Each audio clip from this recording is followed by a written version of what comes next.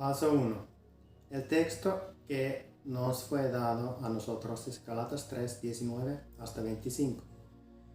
Entonces, ¿para qué sirve la ley? Fue añadida a causa de las transgresiones hasta que viniese la simiente a quien fue hecha la promesa, y fue ordenada por medio de ángeles en mano de un mediador.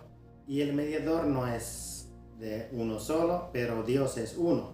Luego la ley es contraria a las promesas de Dios, en ninguna manera, porque si la ley dada pudiera vivificar, la justicia fuera verdaderamente por la ley, mas la Escritura lo encerró bajo pecado, para que la promesa que es por la fe en Jesucristo fuese dada a los creyentes.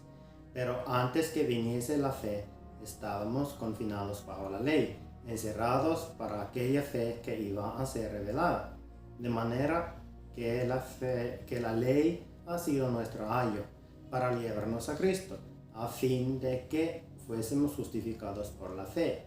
Pero venida la fe, ya no estamos bajo ayo. Paso 2. Oramos juntos 10 minutos en nuestras reuniones por Zoom y cada uno oraba por lo menos una hora, individualmente.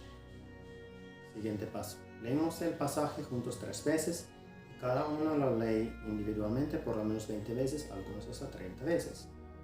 Leemos siguientes versiones: Reina Valera 1960, Nueva Traducción Viviente, Nueva Versión Internacional, Lenguaje Actual, Biblia Textual. Primeras observaciones. El texto habla de la propósito de la ley, cuál es llevar gente a Cristo. Habla de Abraham y la promesa de Abraham y su cumplimiento en Jesucristo. Habla la relación entre la ley y la promesa, y que la justicia no es por la ley, sino por medio de la fe en Jesucristo. Muy buenas tardes, Dios les bendiga. Mi nombre es Agustín Fentanes Flores. Esta mañana voy a compartirles un resumen de la investigación panorámica de la epístola a los Gálatas. Y en primer lugar quiero mencionarles que con respecto al autor, de acuerdo con las afirmaciones hechas por el apóstol Pablo en esta epístola, en los capítulos 1, versículo 5 y capítulo 5, versículo 2, nos revelan que Pablo fue el autor de esta epístola. Pablo nació en Tarso, una ciudad de Cilicia, muy cerca de Galacia. Fue instruido por Gamaliel. La Biblia describe a Gamaliel como un doctor en la ley. Era un fariseo, miembro del concilio y venerado por todo el pueblo, mismo que lo instruyó en la ley y en las costumbres rabínicas, de manera que Pablo aplicaba de manera estricta la ley. Pablo persiguió fuertemente a la iglesia, pero el curso de la vida de Pablo dio un giro tremendo cuando se dirigía a Damasco con el fin de encontrar cristianos, de llevarlos presos a Jerusalén. Sin embargo, tuvo un encuentro con aquel al que perseguía, y a partir de ese encuentro se convirtió de perseguidor de la iglesia cristiana a el más grande misionero de la historia del cristianismo. En relación a los destinatarios, el autor describe claramente que esta carta estaba dirigida a las iglesias de Galacia, mismas que habían sido fundadas por Pablo y Bernabé durante su primer viaje misionero. Estas iglesias estaban situadas en las ciudades de Iconio, Listra y Derbe, las cuales estaban ubicadas en la parte sur de la provincia romana de Galacia. Estos gálatas eran galos y celtas que provenían de Francia, Bélgica y Suiza. En lo que se refiere al propósito de esta carta, Pablo es muy explícito cuando declara que se vio motivado a escribir esta carta, porque los gálatas estaban en camino de desertar del evangelio y que los gálatas habían vuelto a las prácticas ritualistas de su anterior experiencia pagana. Los judaizantes eran los que estaban ocasionando toda esta revuelta y lo acusaban de que su apostolado no era legítimo. En conclusión, el propósito de esta carta era neutralizar este peligroso error. Con relación al contenido, Pablo afirma las doctrinas que él enseña para confirmar a las iglesias de Galacia en la fe de Cristo y también su carácter apostólico. El tema central es la justificación solo por la fe en Jesucristo. Gálatas era una protesta en contra de la descomposición del Evangelio de Cristo. La verdad esencial de la justificación por fe en lugar de las obras de la ley había sido oscurecida por la insistencia de los judaizantes de que los creyentes en Cristo debían guardar la ley si esperaban ser perfectos delante de Dios. Cuando Pablo se enteró de que esta enseñanza había entrado a las iglesias gálatas y que los había alejado de su libertad, entonces decidió escribir esta protesta. Finalmente, y en relación a la fecha en que se escribió, existe una gran diversidad de opiniones. Algunos aceptan como la fecha correcta cerca del año 50 después de Cristo, durante el primer viaje misionero. Otros afirman que esta carta se escribió en la cárcel durante el año 60 después de Cristo, pero hay algunos otros que han llegado a la conclusión de que la carta a los Gálatas fue escrita antes de Primera de Tesalonicenses y que a esta le siguió Segunda de Tesalonicenses y que las tres fueron escritas desde Corinto cerca del año 52 después de Cristo. Investigación del contexto textual. En el capítulo 3 de la carta de los Gálatas, a los Gálatas, podemos ver cómo Pablo aborda directamente la cuestión de la relación entre la ley y la fe. En el versículo 19 nos dice: entonces, ¿por qué se dio la ley? Fue añadida a causa de las transgresiones, de nuestras transgresiones, hasta que viniera la simiente a quien habías hecho, a que se le había hecho la promesa. En este versículo Pablo sugiere que la ley fue dada para ayudar a los seres humanos a comprender la gravedad de su pecado, de nuestro pecado. Cómo esta nos separa a los seres humanos de Dios. La ley señala el pecado y condena al pecador, pero no tiene poder de justificar a ningún ser humano ante Dios. La ley es un recordatorio constante de que la humanidad está lejos de la perfección y que necesitamos definitivamente de la ayuda de Dios para ser salvos. El siguiente punto nos habla de un texto fuera de contexto. Es un pretexto para una herejía o una falsa o mala interpretación. La interpretación bíblica correcta es un tema crucial para nosotros los cristianos, ya que afecta la forma en que entendemos a Dios, nuestra salvación y cómo vivimos nuestras vidas. La interpretación bíblica incorrecta puede llevar a la herejía o a la falsa doctrina, lo que puede tener consecuencias negativas para nuestra fe, para nuestra vida en general. Por lo tanto, es importante que aprendamos a interpretar la Biblia correctamente. La interpretación bíblica correcta comienza con la comprensión del contexto en la que se escribió cada libro de la Biblia. El contexto histórico, cultural y lingüístico es esencial para comprender el significado original de cada pasaje. La Biblia fue escrita en diferentes momentos históricos y culturales, y cada libro tiene su propio contexto único. Por lo tanto, es sumamente importante que tengamos en cuenta el contexto, al leer y estudiar la Biblia. Otro aspecto importante de la interpretación bíblica es la comprensión de la intención del autor original. Cada libro de la Biblia fue escrito por un autor humano, inspirado, por supuesto, por el Espíritu Santo. Es importante entender la intención del autor original al escribir cada pasaje para entender completamente el mensaje que está transmitiendo. Otra herramienta útil para la interpretación bíblica es el estudio hermenéutico, como lo estamos viendo. La hermenéutica es el proceso de interpretación, que se centra en la aplicación del mensaje bíblico a la vida del creyente. En resumen, la interpretación bíblica correcta es esencial para una fe sólida, una vida cristiana saludable. La interpretación bíblica incorrecta puede llevar a la herejía o la falsa doctrina, así que tengamos cuidado. Armonía del texto con el capítulo entero.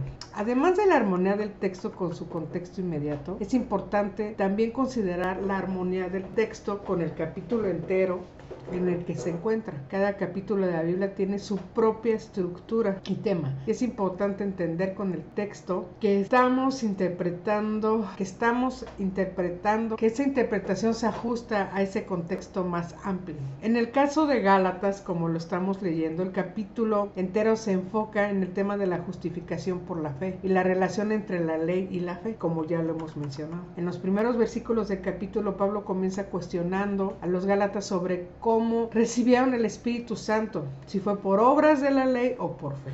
A continuación, Pablo recurre a la historia de Abraham para demostrar que la justificación siempre ha sido por la fe y no por las obras de la ley. La armonía del texto con el libro entero. Además de la armonía del texto con su contexto inmediato y el capítulo entero, también es importante considerar la armonía del texto con el libro entero en el que se encuentra cada libro de la Biblia. Tiene su propia estructura, tema, propósito, y es importante entender cómo el contexto que estamos interpretando se ajusta a ese contexto más amplio.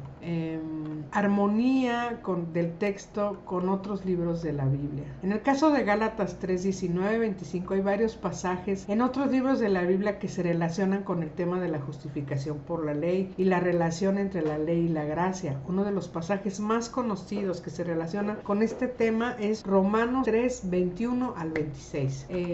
En este pasaje Pablo explica la justificación que es por fe en Jesucristo y no por las obras de la ley. Este tema es similar al que se encuentra en Gálatas y ambos pasajes ayudan a entender mejor el significado de la justificación por la fe. Por ejemplo, otro pasaje que se relaciona con el tema de la justificación por la fe y la relación entre la ley y la gracia es Efesios 2 del 8 al 9, que dice: porque por gracia sois salvos por medio de la fe, y esto no es de vosotros, pues es don de Dios, no por obras, para que nadie se glorie. Bueno, y la interpretación precisa de un texto bíblico requiere un enfoque cuidadoso y consciente de su contexto. El contexto textual incluye tanto el contexto inmediato del pasaje como el contexto más amplio del capítulo del libro en el que se encuentra. Además, el contexto histórico, cultural, lingüístico también es importante. Estos puntos no los podemos volar. Es importante para comprender el significado original del pasaje. Es importante tener en cuenta que el contexto no solo nos ayuda a comprender el significado original del pasaje, sino también a aplicar su enseñanza de manera efectiva en nuestras vidas. Creo que ese es un punto muy muy importante. La armonía del texto con su contexto inmediato, el capítulo entero, el libro entero y otros libros de la Biblia nos ayudan a entender mejor la continuidad de las escrituras y cómo las enseñanzas bíblicas se relacionan y se aplican entre sí. Hola, muy buenos días. Mi nombre es Andrea Santizo Nanduca y hoy voy a hablarte acerca del contexto histórico y cultural de los Gálatas. El libro de los Gálatas se le ha atribuido al apóstol Pablo. Él era un hombre muy celoso de sus tradiciones, instruido a los pies de Gamaliel y proveniente de la ciudad de Tarso. Se considera que el libro de los Gálatas mientras viajaba por Macedonia. En el capítulo 2 de los Gálatas se narra un hecho importante que los eruditos consideran ha ocurrido en el año 49 después de Cristo, que se refiere al Concilio de Jerusalén narrado en Hechos 15. Por lo tanto, se considera que este acontecimiento debió ocurrir solo un poquito antes de que se escribiera esta carta. También se considera que esta carta es la única escrita a diferentes ciudades dentro de una misma región y que es el primer libro escrito del Nuevo Testamento. Con respecto a quienes recibieron la carta, hay diferentes teorías. Bueno, las más populares son dos. La primera se denomina como hipótesis del norte, que afirma que esta carta fue escrita para el grupo étnico de los Gálatas, que corresponde a los galos, que era un pueblo céltico que vivía en la cuenca del Danubio y que emigró al centro de Asia Menor, a la región de las Galias, que hoy es Francia, en el siglo III. Por otro lado está la hipótesis del sur, que considera que esta carta fue escrita a la provincia romana que fue anexada por el emperador Augusto a Roma en el siglo I, que abarca más allá del territorio a la región étnica de los galos. Se cree que Pablo fundó iglesias en las ciudades de Gálatas del sur como Antioquía de Pisidia, Iconio, Listra y Derbe, debido a que son nombres que se ven plasmados en los hechos. Sin embargo, la teoría más aceptada acerca de los destinatarios es la teoría del norte, que correspondería al pueblo de origen céltico, y bueno, que los destinatarios por tanto serían antiguos paganos, aunque también debido a todo lo que desarrolla la carta sobre el judaísmo se considera que estaba presente una pequeña fracción de judíos en ese lugar. Sobre la ubicación, pues los gálatas procedían de la región de Asia Menor, ubicada entre Panfilia del sur frente al Mediterráneo y Bitinia del norte a orillas del Mar Negro, lo que hoy se conoce como Turquía. Cerca de la situación política, podemos ver que fue ocupada por los galos entre los años 278 a.C., posteriormente por los romanos entre los años 189 a.C. y el 25 a.C., y finalmente cayó en manos de los islamitas luego del 1300 de la era actual. Esto se tradujo en influencia grecorromana, cultura y región. En el siglo I esta zona fue visitada por Pablo, quien entregó esta epístola a los habitantes de estas ciudades de Galacia. En el siglo XI Galacia cayó en poder de los seleucidas, y como veíamos, esta congregación pues era muy mixta. Se considera que estaba formada por parte central de los gálatas, en su mayoría de creencias paganas, y en otra parte griegos y los anatolios. Esto hacía una situación espiritual muy compleja, ya que estaba cargada de muchas corrientes filosóficas. Por un lado, los judíos estaban tratando de que los creyentes gentiles empezaran a formar parte de los ritos de la ley, como la circuncisión, a lo que Pablo les llama judaizar dentro de la carta, y bueno, a lo que Pablo también refuta con mucha energía durante toda esta, para recordarles que ellos ya no viven por la ley, sino que han quedado libres de esta debido a la gracia redentora de Cristo. Por otro lado, en cuanto a las corrientes paganas que habían, se considera que los gálatas incluso tienen su nombre debido a la diosa Galatea, que era una prostituta o ninfa amada por Polifemo, un cíclope, a quien abandonó por el pastor Asis. Se cree que de ahí viene el nombre de los Gálatas, de Galatea. También se habla de que existían creencias como de la deidad Cibeles, conocida como la Magna Mater, que era la diosa de la fertilidad, a la cual, junto con su hijo y su esposo, que era considerado el dios del sol, al cual llamaban Adonis, le celebraban cultos en los que hacían orgías. Cada año se celebraba la muerte y la aparición de este dios, con danzas, ritos inmorales, en los cuales las mujeres ofrecían sus cuerpos en prostitución sin perder sus honores civiles ni su posición social. Los soldados romanos fueron influenciados por los ritos frigios, como el montanismo, cuyo elemento dominante era la profecía, y se consideraba que sus profetas eran receptores de la divinidad, es decir, que era el Espíritu Santo quien hablaba por medio de sus bocas. En el tiempo de Pablo, los judíos no residentes de Israel llevaban a cabo una acción proselitista dirigida a los paganos, en el cual, al entrar en contacto con otras filosofías como el estoicismo, el epicureísmo, el cinismo, sentían la necesidad de defender sus creencias. La actividad misionera les permitía llevar a cabo su defensa, y la fe del único Dios absoluto y creador contrastaba con las religiones politeístas que se tenían en ese lugar, por lo que muchos de ellos se sentían atraídos a esta nueva religión. También el hecho de que ellos tuvieran una religión respaldada por las Sagradas Escrituras, además de que los judíos tenían una identidad muy firme, muy sólida, basada en una ética inquebrantable, esto les llevaba a tener una vida ordenada y consecuente, por lo cual eran un grupo más pequeño, era la corriente filosófica que más atraía entre las que existían en ese lugar. Bueno, sobre las costumbres, esta región de Galacia, junto con otras de Asia Menor, cada una con su propio nombre, albergaba etnias distintas, a veces con lenguajes distintos, como Pisidia, Liconia, Frigia, Paflagonia, que formaban desde el año 25 a.C. a la muerte de su último rey una provincia romana, aunque durante la dominación helenística la mayoría de la población celta sintió el influjo de esta cultura, especialmente en la asimilación de la lengua griega, la llamada koine. En cuanto a la vida social, la condición social de la familia y el lugar donde se había nacido en ocasiones era un factor decisivo para la catalogación en estratos sociales de sus habitantes. La sociedad estaba estratificada de una manera piramidal. En la cúspide se encontraban las familias aristócratas que correspondían a la esfera del poder y controlaban el comercio, poseían latifundios, mientras que en la base se encontraban los campesinos, las mujeres, los esclavos y los libertos. Esta pertenecía al clan imperial, no vivían en la región, sino que probablemente dirigían sus propiedades a través de los libertos. La vida de los últimos, que compraban su propia libertad, podían tener la libertad absoluta o condicional, esto dependiendo de sus dueños, ¿no? Una vez liberado, el esclavo no siempre quedaba libre de toda obligación hacia su ex señor, como la de servirlo ocasionalmente y honrarlo en todo momento. El culto al emperador era otra de las costumbres de ese lugar.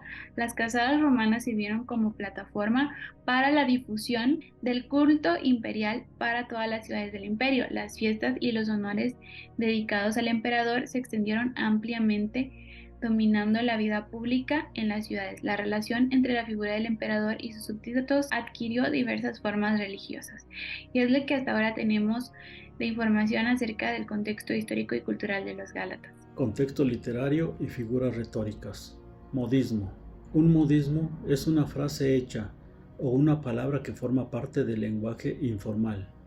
En otros términos, un modismo es una palabra o conjunto de ellas cuyo significado no hay que interpretarlo de manera literal, sino como una expresión singular con un sentido propio.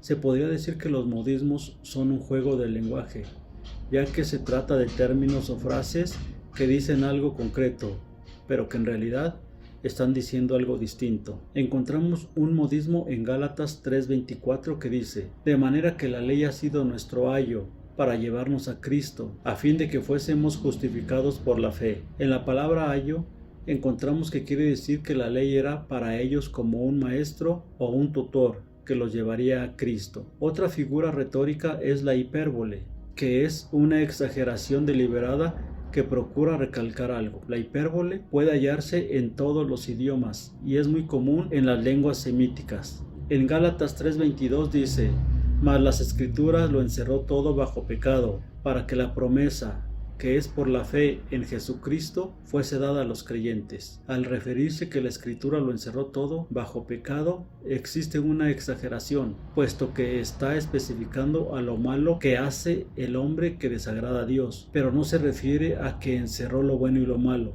sino únicamente lo malo. Metáfora. La metáfora proviene del concepto latino metáfora, y a su vez, de un vocablo griego que en español se interpreta como traslación. Se trata de la aplicación de un concepto o de una expresión sobre una idea o un objeto, el cual no describe de manera directa, con la intención de sugerir una comparación con otro elemento y facilitar su comprensión. En el versículo 21 que dice: luego, ¿la ley es contraria a las promesas de Dios? En ninguna manera, porque si la ley dada pudiera vivificar, la justicia fuera verdaderamente por la ley. Si la ley dada pudiera vivificar. Esta frase es una metáfora, puesto que la ley no puede dar vida. Aquí se refiere a la vida espiritual. En el versículo 22 y 23 que dice: mas la Escritura lo encerró todo bajo pecado, para que la promesa, que es por la fe en Jesucristo, fue dada a los creyentes. Pero antes que viniese la fe, estábamos confinados bajo la ley, encerrados para aquella fe que iba a ser revelada. Las frases: la Escritura lo encerró todo bajo pecado, y estábamos confinados bajo la ley, encerrados para aquella fe que iba a ser revelada. En estos dos versículos encontramos otra metáfora. Literalmente, la Escritura y la ley no pueden encerrarnos. Aquí se refiere a que todo lo que estaba escrito en la ley era imposible de cumplirlo. No teníamos otro camino. La personificación o prosopopeya. La prosopopeya es una de estas figuras que a menudo se utilizan en los libros para niños, también conocida como personificación. Estamos hablando de una referencia de darle forma humana a figuras de la naturaleza y a diferentes tipos de objetos inanimados. En la Biblia se utiliza mucho esta forma para describir ejemplos. En el versículo 19 dice: entonces, ¿Para qué sirve la ley? Fue añadida a causa de las transgresiones hasta que viniese la simiente a quien fue hecha la promesa y fue ordenada por medio de los ángeles en manos de un mediador. Esta frase es una personificación porque se le está atribuyendo una acción personal hasta que viniese la simiente a quien fue hecha la promesa, puesto que la palabra simiente viene del latín sementis y alude tanto a la semilla de un fruto como a cualquier causa que permite crear algo y no específicamente a una persona. En Gálatas 3:24 dice: de manera que la ley ha sido nuestro ayo para llevarnos a Cristo, a fin de que fuésemos justificados por la fe. Aquí se está personificando la palabra ley. Esto no quiere decir que sea un maestro o un tutor para que nos lleve o nos dirija a Cristo. Y por último, la paradoja. Una paradoja se da cuando se expresan verdades aparentemente contradictorias en una sola oración o muy cerca una de la otra. En Gálatas 3:19 dice: entonces, ¿para qué sirve la ley? Fue añadida a causa de las transgresiones hasta que viniese la simiente a quien fue hecha la promesa y fue ordenada por medio de ángeles en manos de un mediador. En esta frase encontramos una paradoja, puesto que aparentemente se encuentran contradicciones en una sola oración. Fue ordenada por medio de ángeles en manos de un mediador. La contradicción es de que en primer lugar nos dice que fue ordenada por ángeles y luego se contradice diciendo que fue en manos de un mediador. Contexto léxico sintáctico. Palabras claves del texto: ley, promesa, mediador, vivificar, justicia, pecado, fe y ayo. Significado de palabras claves en griego.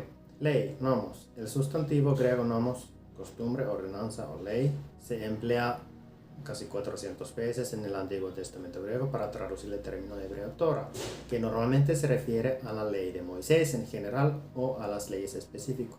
Más de la mitad de las apariciones de nomos en el Nuevo Testamento se encuentran en los escritos de Pablo. En Romanos y Gálatas, Pablo peleó la batalla entre la ley y la gracia respecto a la salvación. Su frase "las obras de la ley" alude a la idea de una salvación que se obtiene por guardar la ley. Niego que la justicia basada en la ley, que depende de esfuerzo humano y no de la gracia de Dios y la fe en la obra de Cristo, salve o sostenga a nadie. La ley trae conocimiento del pecado y hace a todos responsables ante Dios. La ley actúa como ayón de los incrédulos, mostrándoles su pecado hasta que confíen en Cristo por fe y llegan a ser hijos de Dios. Promesa, evangelia. Anuncio por información, asentimiento, promesa, específicamente seguridad divina de algo bueno. Mediador, mesites. Intermediario, es decir, simplemente un mediador, o implicación, reconciliador, intercesor. Vivificar, vitalizar, literalmente o figurativamente. Justificado, justificar, dikaio. El verbo griego dikaio significa justificar o declarar justo. Dos palabras afines aparecen con bastante frecuencia en el Nuevo Testamento. El sustantivo dikaiosune, justicia, y el adjetivo dikaios, justo. El hilo conductor de esta familia de palabras es la idea de conformidad a una norma, que es básicamente la voluntad de Dios. En el Antiguo Testamento griego, dikaio aparece 49 veces, la mayoría en contextos judiciales, del ámbito divino o humano. Dios como juez o el hombre como tal. Los jueces humanos deben declarar justo al justo, observar al que sea inocente y liberarlo legalmente. El aspecto legal de estos términos también incluye conceptos relacionados, porque los jueces deben promover la relación de un individuo con la sociedad, juzgando con justicia. Estos dos conceptos continúan en las cartas de Pablo, especialmente en Romanos y Gálatas, cuando explica cómo relacionarse correctamente con Dios. Mediante la fe, Dios declara justo al creyente, queda libre de la pena del pecado y en una relación correcta con Dios. Pecado, hamartia. El sustantivo griego hamartia es el término más utilizado en el Nuevo Testamento para aludir la violación de los estándares morales de Dios.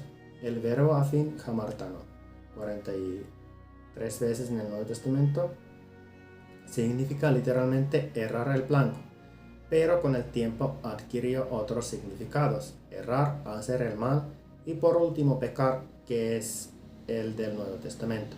Jamártano y jamartia aparecen con bastante frecuencia en el Antiguo Testamento griego y traducen en su mayor parte las palabras hebreas más usuales para pecado. La idea principal aquí también es cerrar el blanco y describe el esfuerzo humano que no da en el blanco de la norma de Dios, su voluntad revelada. En Romanos Pablo declaró: todo lo que no proviene de fe es pecado. La esencia del pecado es incredulidad, por lo que toda violencia, el estándar de Dios es falta de fe en Él. Dios no desea obediencia superficial a una norma, sino que confiemos totalmente en Él. Fe, pistis. Pistis tiene diversos significados en el Nuevo Testamento. Puede referirse a algo completamente digno de confianza. La resurrección de Cristo da fe, es decir, es evidencia confiable de que Dios un día juzgará al mundo. Pistis puede también aludir a una promesa solemne. Algunas veces significa el estado de ser fiel o digno de confianza. La fidelidad de Dios garantiza que Él cumplirá sus promesas.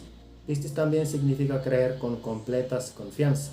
En el Nuevo Testamento se refiere a la fe de los personajes del Antiguo Testamento y de los cristianos.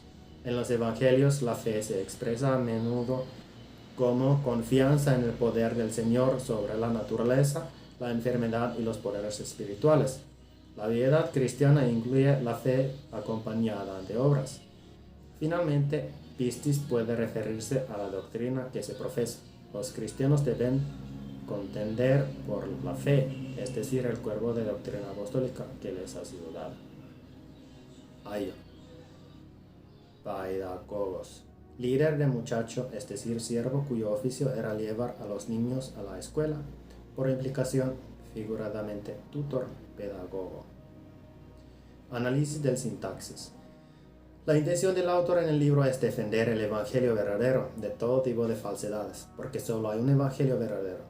En el libro, Pablo desarrolla el tema del verdadero evangelio por medio de su ministerio y testimonio, por medio de testimonio de otros apóstoles y por medio de las escrituras del Antiguo Testamento, tomando más de toda la vida de Abraham como ejemplo de la justificación. Por medio de todo eso, Pablo demuestra que la justificación es por medio de la fe y no por las obras de la ley. En Gálatas 3, Pablo habla específicamente de este tema de la fe de Abraham y el propósito de la ley. En los versículos 19 hasta 25, Pablo contesta a la pregunta: ¿para qué sirve la ley? Aunque parece que Pablo está en contra de la ley en favor de la fe, no es así. Pablo hace comparación entre la ley y la promesa dada a Abraham y la justificación por la fe. La orden de las palabras que Pablo usa es importante para demostrar y clarificar el propósito de la ley. La ley tiene su función, cual fue añadido después de la promesa dada a Abraham, por causa de las transgresiones, hasta que viniese la simiente a quien fue dada la promesa. Pablo dice que la ley no es contra las promesas de Dios, pero la ley es incapaz de vivificar, porque el hombre es incapaz de cumplir toda la ley. Requisito si el hombre quiere ser justificado por la ley. Todos están bajo el pecado y por eso no pueden cumplir la ley. Por eso la promesa es por fe en Jesucristo, quien es la simiente por cual la promesa dada a Abraham fue cumplida. Antes de la llegada de Jesús, todos estuvieron bajo la ley, cuales también halló o tutor para llevar a Cristo, para fin de cuentas ser justificados en Cristo por medio de la fe. Cuando la gente está en Cristo, ya no está bajo la ley. La función de la ley fue cumplida y no viven bajo la ley, sino son adoptados a ser hijos de Dios. Así podemos entender la intención de Pablo, que el propósito de la ley es guiar a la gente a Cristo para encontrar la salvación en Él por medio de la fe.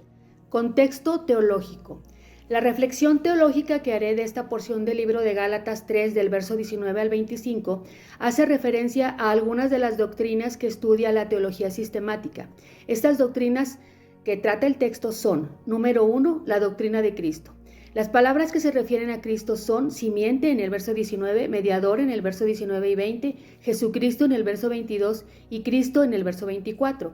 Esta doctrina nos explica que era necesaria la completa humanidad de Jesús para ser el único mediador entre Dios y los hombres. Ya que estábamos alejados de Dios por el pecado, necesitábamos a alguien que viniera a ponerse en medio de Dios y el hombre. También necesitábamos que nos representara ante el Señor, porque hay un solo Dios y un solo mediador entre Dios y los hombres, Jesucristo hombre, como lo dice 1 de Timoteo 2:5. La segunda doctrina es la doctrina de Dios. En el verso 20 nos describe que Dios es uno, haciendo referencia a la palabra Trinidad, que quiere decir triunidad o tres en uno, y se usa para resumir que Dios es tres personas y sin embargo un solo Dios, como lo afirma el libro de Gálatas 3:20. En un sentido, la doctrina de la Trinidad es un misterio que no se terminará de entender. Sin embargo, podemos afirmar que, número 1, Dios es tres personas, es decir, que son personas distintas. Número 2, cada persona es plenamente Dios, ya que en diversos pasajes se le reconocen los mismos atributos. Y número 3, hay un solo Dios descrito en una sola esencia, en propósito y en acuerdo en lo que piensan. Es decir, hay un solo Dios y no tres dioses. La tercera doctrina es la doctrina de la salvación o soteriología. Las palabras que se mencionan son fe, justicia y justificados. En el verso 22, que menciona la fe en Jesucristo, se refiere a la fe salvadora personal que incluye conocimiento, salvación y confianza personal. También incluye cierto conocimiento y aprobación de quién es Cristo y de lo que ha hecho. En Romanos 10:14 dice, ¿cómo creerán en aquel de quien no han oído? Aunque el conocimiento y aprobación de los hechos de Cristo, su vida y su muerte, no son suficientes para la salvación, porque se debe de tener una confianza personal para depender de Jesús y obtener la salvación, de tal manera que fe salvadora es confianza en Cristo Jesús, para el perdón de los pecados y la vida eterna con Dios. También la palabra justicia y justificados, que se mencionan en el verso 21 y en el verso 24, se refieren a la situación legal correcta delante de Dios que tenemos nosotros. Mientras que en el llamado al Evangelio, con el cual nos llama Dios a confirmar en Cristo para salvación la regeneración, con la cual nos imparte vida espiritual, y la conversión, la cual se efectúa en la respuesta que damos al Evangelio, con el arrepentimiento de pecado y fe en Cristo para salvación, entonces, ¿qué es lo que pasa con nuestra culpa y la culpa por el pecado? Cuando hemos sido perdonados, el Señor cumple su promesa de declarar que nuestro pecado ha sido perdonado y lavada nuestra culpa. Esta es una declaración legal en cuanto a las leyes de Dios, estableciendo que estamos completamente perdonados y que ya no estamos sujetos a ningún castigo. Podemos definir la justificación como un acto legal instantáneo de parte de Dios, mediante el cual declara que nuestros pecados están perdonados y que la justicia de Cristo nos pertenece, por lo cual nos declara justos ante sus ojos. La cuarta doctrina es la doctrina de la palabra de Dios. La palabra escritura se reencuentra en el versículo 22. En esta parte se tocará el tema de las escrituras, entendiendo que el término se refiere a la ley que el pueblo de Israel recibió de Dios por manos de Moisés. Todo lo que Dios quiso que quedara escrito, Moisés lo escribió en un libro y mandó que se pusiera junto al arca del pacto, como lo dice Deuteronomio 31 del 24 al 26. Después se hicieron otros añadidos, como por ejemplo lo que escribió Josué, que registró en el libro de la ley de Dios, Josué 24:26, lo que Dios le ordenó a Isaías y a Jeremías que escribieran en una tablilla, en un rollo de cuero y en un libro respectivamente, como lo dice Isaías 38 y Jeremías 32. El pasaje de Gálatas 3:22 hace referencia a la ley y a las escrituras, explicando que ésta contiene las promesas referentes a la venida del Mesías y toda la obra salvadora que hizo, añadiendo que la ley se convirtió en nuestra cuidadora mientras llegaba la salvación por fe en Cristo. Y la última doctrina, que es la doctrina del hombre, la palabra que se requiere analizar aquí es la palabra pecado, que se encuentra en el verso 22 del capítulo 3. El autor nos dice que la Escritura lo encerró todo bajo pecado, para que la promesa que es por fe fuese dada a los creyentes. Según la definición de Wayne Grudem, pecado es no conformarnos a la ley moral de Dios, en acciones, en actitudes o naturaleza. Vemos que las acciones y actitudes erróneas expuestas en los 10 mandamientos nos enseñan lo que no debemos hacer, pero que la misma ley hace ver que no podemos cumplir con ella, por la naturaleza de pecado que mora en toda persona, como lo dice 1 Juan 3:4. Todo el que comete pecado quebranta la ley. En Romanos 5, del 13 al 19, el autor nos dice que desde el tiempo de Adán al tiempo de Moisés, las personas no tenían la ley escrita. Sus pecados no fueron tomados en cuenta como infracciones de la ley, sin embargo, murieron a causa del pecado de Adán. Cuando aceptamos a Cristo, nos convertimos en creyentes y se nos da la promesa que es por la fe en Él, de tal manera que lo que la ley no logró, lo logró Jesucristo en su obra de redención en la cruz. Gracias. Mi nombre es Paola Zapata y ahí me tocó el punto número 12, que es el significado del texto sin y con el uso de comentarios bíblicos. La porción de la Biblia que hemos estado viendo es Gálatas 3, 19 al 25, donde nos menciona: entonces, ¿para qué sirve la ley? Dice, la ley fue añadida a causa de las transgresiones hasta que viniese la simiente quien fue hecha la promesa, y fue ordenada por medio de ángeles en manos de un mediador. Y el mediador no lo es de uno solo, pero es uno. Luego, la ley es contraria a las promesas de Dios, dice, en ninguna manera, porque si la ley pudiera verificar, la justicia fuera verdaderamente por la ley. Mas la Escritura lo encerró todo bajo pecado, para que la promesa que es por la fe en Jesucristo fuese dada a los creyentes. Pero antes de que viniese la fe, estábamos confiados bajo la ley, encerrados bajo aquella fe que iba a ser revelada, de manera que la ley ha sido nuestro ayo para llevarnos a Cristo, a fin de que fuésemos justificados por la fe, pero venida la fe ya no estamos bajo ayo. Este versículo es parte de la carta de Pablo a los Gálatas, en la que él está defendiendo el evangelio de la gracia y la justificación por la fe en Cristo, en contra de los judaizantes, quienes enseñaban que la justificación venía por la observancia de la ley de Moisés. En este pasaje Pablo responde a la pregunta que ellos hacen de para qué sirve la ley. Bueno, en cuanto al primer comentario, en primer lugar Pablo explica que la fe fue añadida a causa de las transgresiones. Esto significa que la ley fue dada para revelar el pecado y para mostrar a los hombres su necesidad de un Salvador.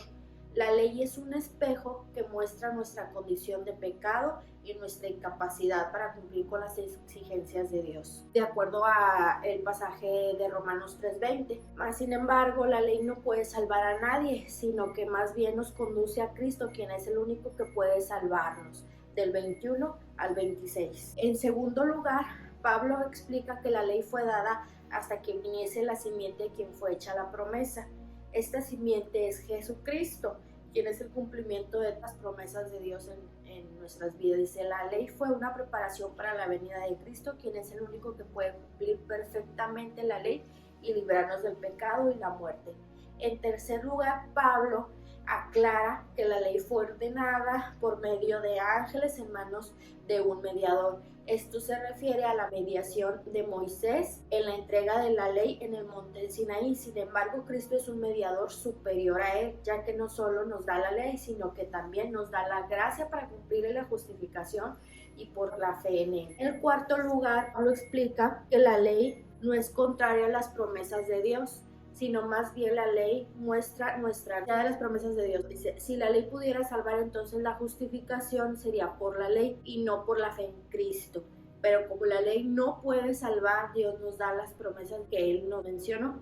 El punto número 13 es la aplicación de textos bíblicos. Según Gálatas del 3 al 19 al 25, habla sobre el propósito de la ley y su relación con la fe en Cristo. El pasaje se puede aplicar de varias maneras, pero les vengo presentando algunas de las posibles aplicaciones. La ley no puede salvar. El texto de Gálatas deja claro que la ley fue dada para mostrar la necesidad del Salvador, pero no puede salvar a una persona. La ley es buena y santa, mas sin embargo no tiene el poder para justificar a alguien delante de Dios. Por lo tanto, cualquier intento de alcanzar la salvación a través de la observancia de la ley es fútil. La única forma de ser justificado delante de Dios es por medio de la fe en Cristo. La ley nos lleva a Cristo. También enseña que la ley fue dada para llevarnos a Cristo. Al mostrarnos nuestra incapacidad de guardarla perfectamente, la ley nos lleva a reconocer nuestra necesidad de un Salvador. En lugar de tratar de guardar la ley por nuestra propia fuerza, debemos confiar en Cristo, justificados delante de Dios. La fe en Cristo nos libera el día de hoy. Según el texto que hemos estado leyendo, una vez que hemos venido a Cristo por fe, ya no estamos bajo la ley. La ley cumplió ya su propósito al llevarnos a Cristo. Ahora estamos librados de su condena y obligación de cumplirla. Sin embargo, nuestra libertad no es para pecar. Nuestro título sería No camines en la ley, camina en la fe en Cristo Jesús. Nuestra audiencia es el pueblo de Cristo y nuestros textos bíblicos serían Gálatas 3, 19, 25, Job 9, 33 y Romanos del 1 al 4, 5 y 10, 24. El tema, vivir en la fe de Cristo y no en la ley. Nuestra introducción sería la pregunta, ¿caminamos en la ley o la fe en Cristo? Gálatas 3, 19 al 25 nos dice, entonces, ¿cuál es el propósito de la ley? Fue añadida para causa de las transgresiones hasta que viniera la descendencia, a la cual se hizo la promesa de la ley que se promulgó por medio de los ángeles, por conducto de un mediador. Ahora bien, no hace falta mediador si hay una sola parte, y sin embargo, Dios es uno solo. Si esto es así, ¿estará la ley en contra de las promesas de Dios? De ninguna manera. Si se hubiera promulgado una ley capaz de dar vida, entonces sí que la justicia se basaría en la ley. Pero la Escritura declara que todo el mundo es prisionero de pecado, para que mediante la fe en Jesucristo lo prometido se les conceda a los que creen. Antes de venir esta fe, la ley nos tenía presos, encerrados, hasta que la fe se revelara. Así que la ley vino a ser nuestro guía encargado de conducirnos a Cristo, para que fuéramos justificados por la fe. Pero ahora que ha llegado la fe, ya no estamos sujetos al guía. Según San Pablo en Gálatas 3, 19 al 20, que dice, entonces, ¿cuál era el propósito de la ley? Fue añadida por causa de las transgresiones hasta que viniera la descendencia a la cual se hizo la promesa. La ley se promulgó por medio de ángeles por conducto de un mediador. Ahora bien, no hace falta mediador si hay una sola parte, sin embargo Dios es uno solo.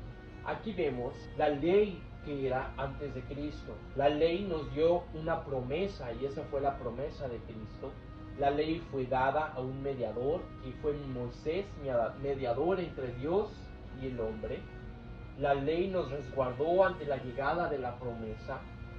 Y entonces vemos que Moisés fue ese mediador entre Dios y el hombre, y él ruega por un mediador entre el hombre y Dios, ya que el peso de la ley era mucho.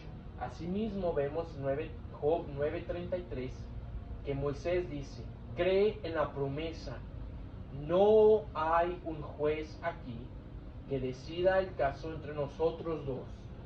No hay quien aleje de mí el báculo divino para que ya no me asuste su terror.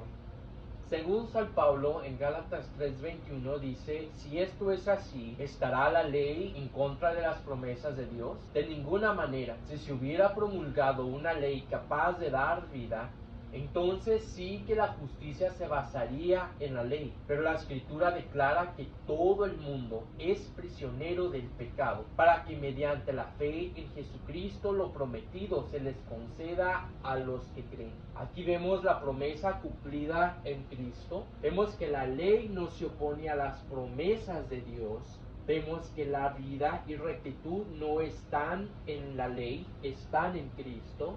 La ley se cumple en Cristo y el peso de la ley, aquí es donde vemos que Moisés pide un mediador. Cristo se convierte en mediador entre el hombre y Dios. Deja que el Señor transforme tu corazón. Y vemos que nuestro mediador es Cristo, ya que Él es el que se convierte entre nosotros, el mediador entre nosotros y Dios. Según San Pedro en Romanos 10:4 dice, de hecho, Cristo es el fin de la ley para que todo el que cree reciba justicia. Entonces, al creer en Cristo no estamos más bajo la guardia, pero bajo fe en Cristo. Estamos justificados en Cristo a través de la fe. Cristo es el fin de la ley y rectitud, pero es rectitud para todo aquel que cree. Ahora no vivimos en la ley, pero en Dios. Pongamos nuestra fe en Jesús, cree con todo tu corazón. Según San Pedro en Romanos del 1 al 4 dice: pero que según el Espíritu de Santidad fue designado con poder Hijo de Dios por la resurrección. Él es Jesucristo nuestro Señor. Por medio de Él y en honor a su nombre, recibimos el don apostólico para persuadir a todas las naciones que obedezcan en la fe. Aquí vemos que hagamos a Cristo el centro de nuestra fe. Busquemos a Cristo no solo en la palabra, sino con todo nuestro corazón. Dejemos que el Espíritu Santo nos lleve a caminar en fe en Cristo. Y leer la palabra es buena, pero es más importante tener una comunión en Jesús, orar, ayunar, alabar, buscarlo a Él más allá de la palabra y hacerlo con todo nuestro ser. Nuestro llamado es a establecer comunión con Cristo por primera vez o renovar nuestra fe en Cristo ante el altar que es en Jesús. Rogamos para que la Iglesia tenga un caminar de fe en Jesús.